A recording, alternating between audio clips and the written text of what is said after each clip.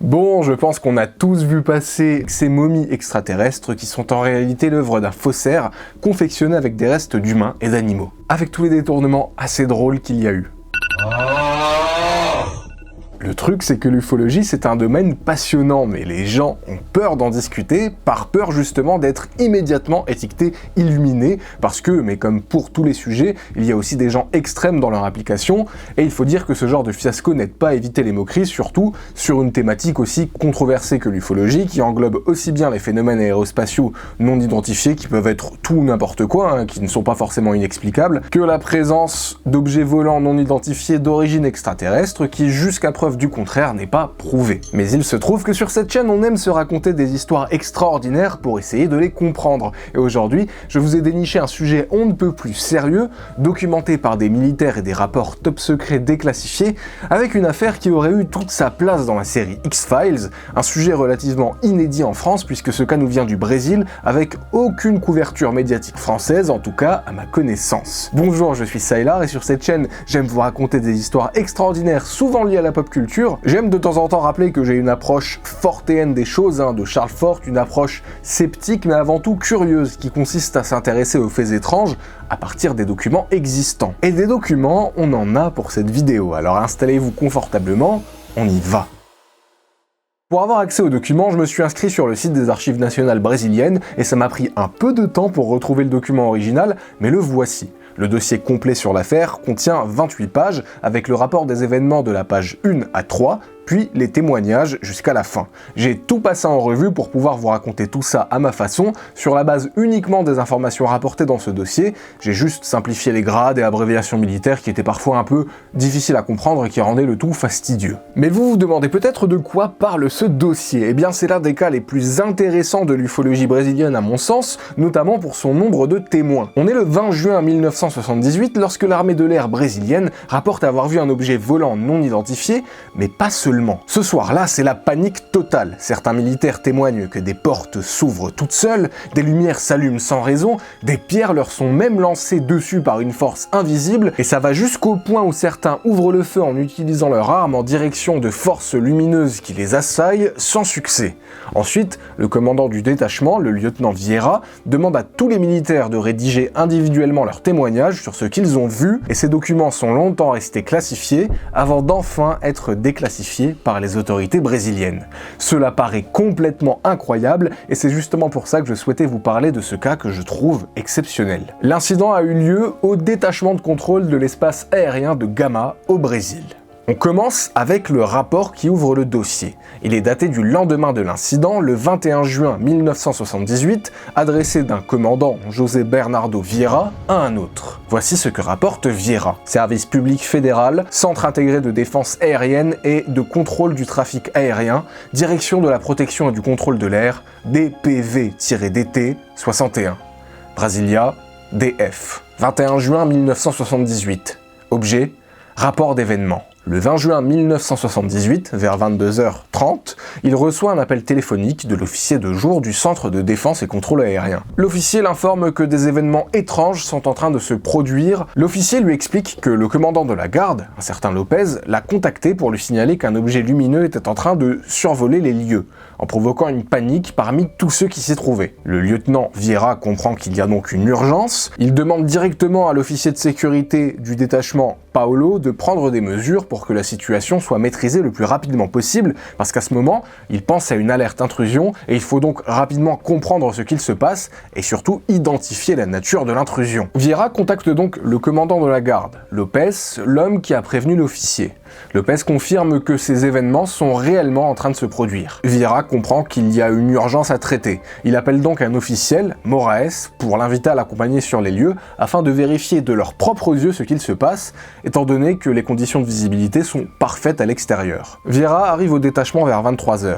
Là-bas, il parle au commandant de la garde qui lui fait un récapitulatif des incidents survenus depuis le début de la soirée. Lopez lui explique alors. Vers 20h30, un objet non identifié est apparu près de la station. apparition. Il présentait une luminosité intense, diffuse et aux couleurs variables. L'objet changeait également de forme.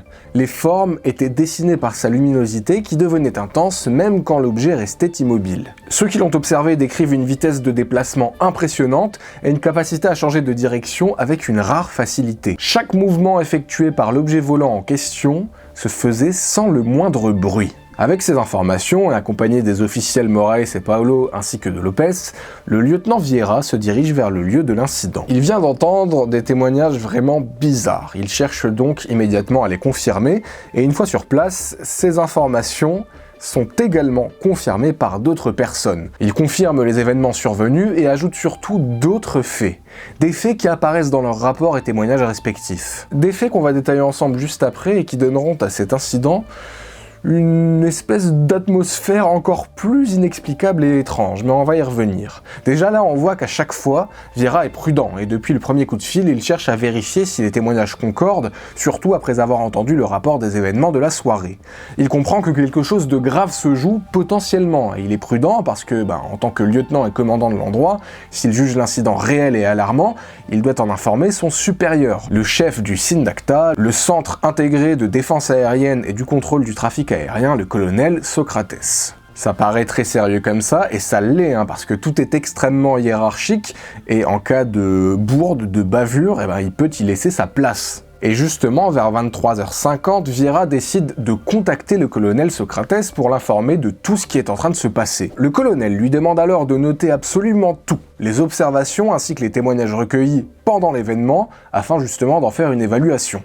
Vieira demande à tout le monde de se poser et d'écrire leurs témoignages tant que l'incident est encore frais dans leur esprit, et il pense alors que la soirée ne peut pas devenir plus bizarre. Et pourtant, à sa grande surprise, en quittant la station cette nuit-là, avec d'autres hommes, il aperçoit une lumière au loin qui s'approche rapidement. Au début, cette lumière est claire et elle se déplace à une vitesse impressionnante.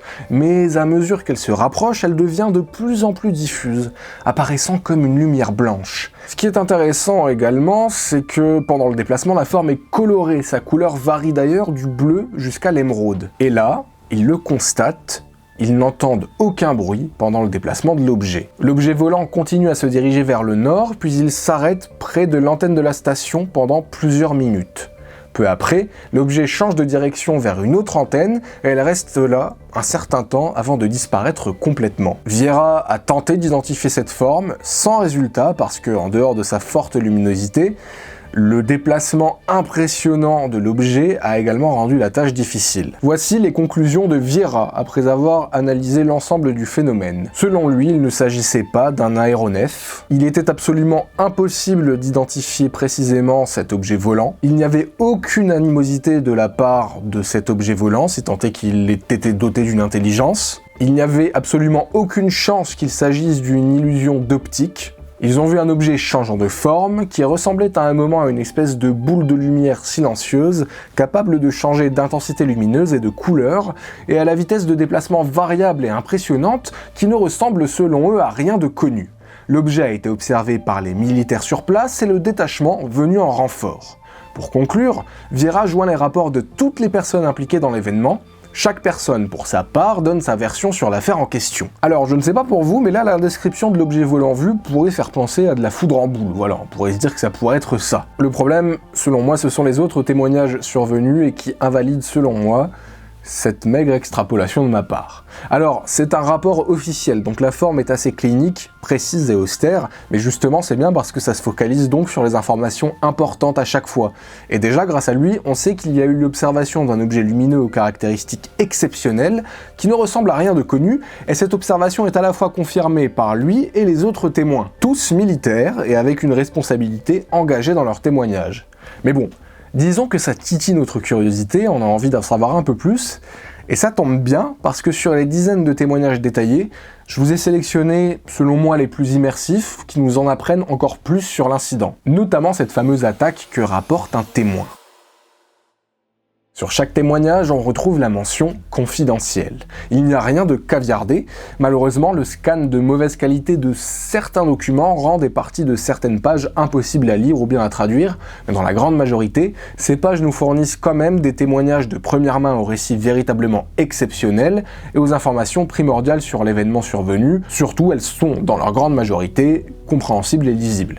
Chaque témoignage est très différent, mais également très important, parce qu'ils décrivent chacun le même événement, mais avec des points de vue différents justement. Témoignage 1, je l'ai intitulé « OVNI et panne électrique », de la page 4 à 5. Témoignage rapporté par le chef de la section de sécurité, en service à la station le 20 juin 1978, entre 16h30 et minuit 30. Ils sont écrits à la première personne, mais je vous les raconte à la troisième personne. Il y a donc un militaire en service qui prévient le chef de section de sécurité qu'il a observé un objet volant non identifié de forme allongée avec une lumière intense et claire, visible à basse altitude, près de la station. Pendant cette observation, tous les poteaux de la zone étaient affectés par ce rayon lumineux, tout comme les éléments à l'intérieur du détachement. L'apparition de l'OVNI a provoqué des défaillances électriques au sein de la station. Différents postes de service se sont téléphonés afin de vérifier la réalité du phénomène, et le chef a contacté le responsable en charge du réseau haute tension qui alimente la station pour justement discuter de ces problèmes de luminosité qui affectent le réseau. La station ainsi que les environs ont subi des pannes d'éclairage à cause de l'intensité de la lumière extérieure. Il y a plusieurs fusibles qui ont dû être remplacés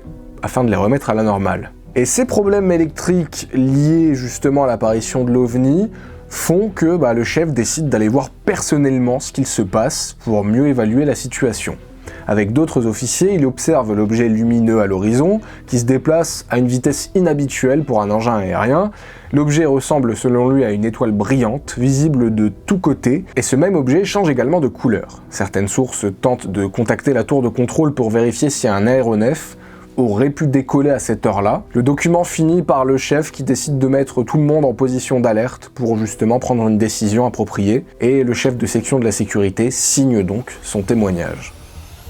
Témoignage 2, observation radar et à l'œil nu, pages 6 et 7. Le témoignage nous vient d'un lieutenant de l'armée de l'air. Le 20 juin 1978, aux environs de 23h, le lieutenant de l'armée de l'air reçoit un appel du sergent José qui l'informe d'un événement inhabituel en train de se produire à la station. Le lieutenant se rend immédiatement sur site et à son arrivée, le sergent Francisco Diaz, commandant de la garde, le renseigne. Il est inquiet et il informe que depuis 20h30, plusieurs observations ont été effectuées et notamment relevées sur l'équipement radar. Observations qui signalent donc la présence d'objets volants non identifiés dans la région. Le sergent Diaz confirme que les radars ont bien détecté ces objets. Vers 23h15, le lieutenant observe plusieurs objets lumineux dans le ciel en utilisant des jumelles.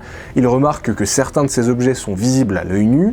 Plusieurs témoins à ses côtés confirment leur présence, et ces entités célestes, comme il l'écrit, se déplacent à une vitesse extraordinaire, dépassant largement celle des gros avions. De plus, ils évoluent en formation, modifiant rapidement leur position et altitude, mais sans émettre le moindre son.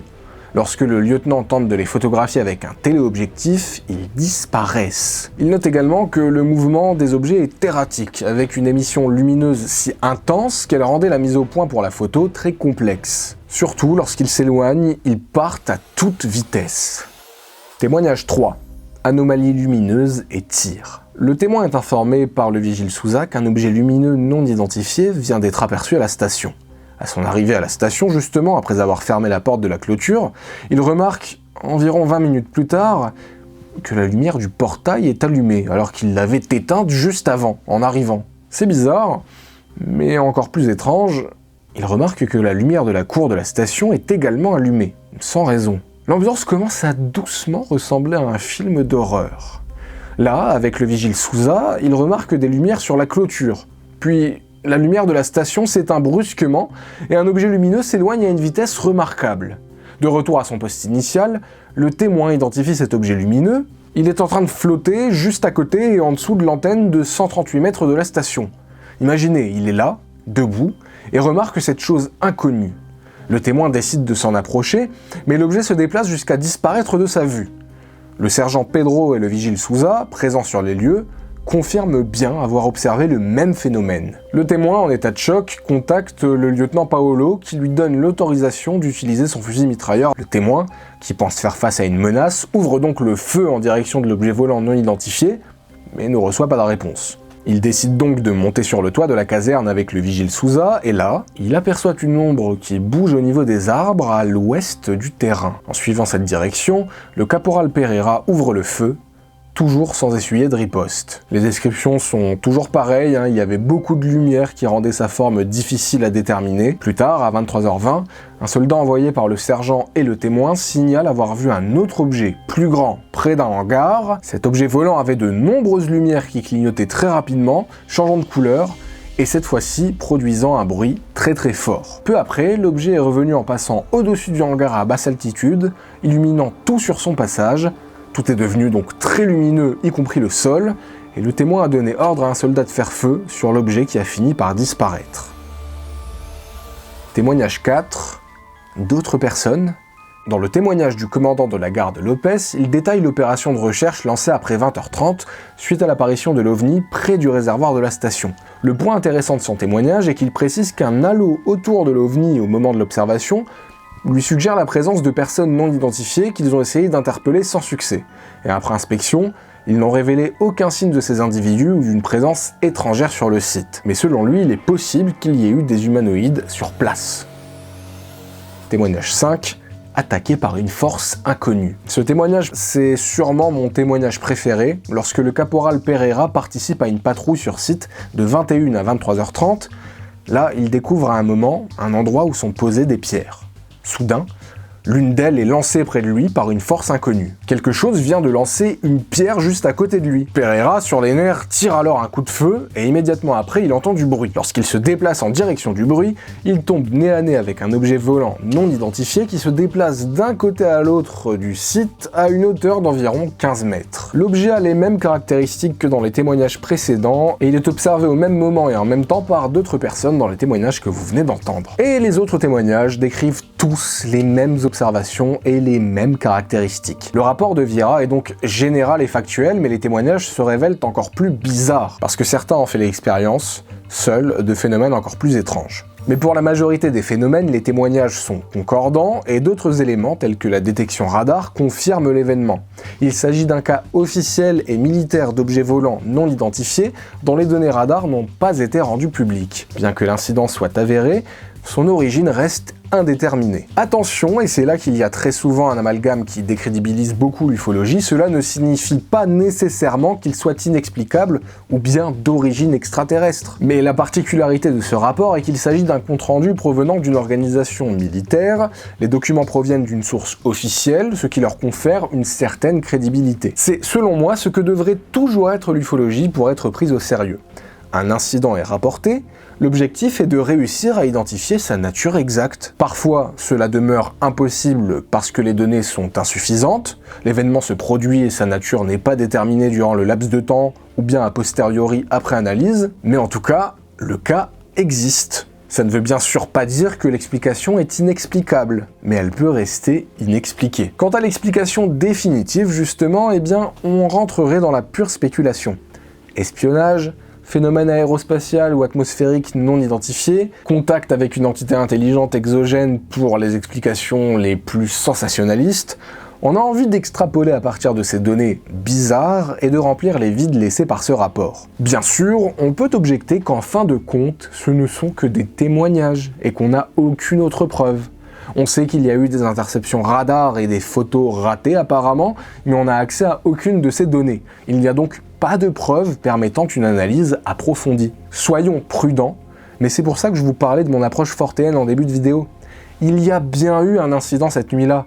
Un incident qui a fait paniquer certains militaires au point d'ouvrir le feu sur une menace identifiée. Un incident qui a mis en alerte jusqu'au plus haut gradé du commandement cette nuit-là. Un incident justement passionnant parce que sa nature reste à ce jour, avec les informations qu'on a, inexpliqué. Un incident qui, pour le décrire, les mots bizarres, étranges et mystérieux prennent tout leur sens.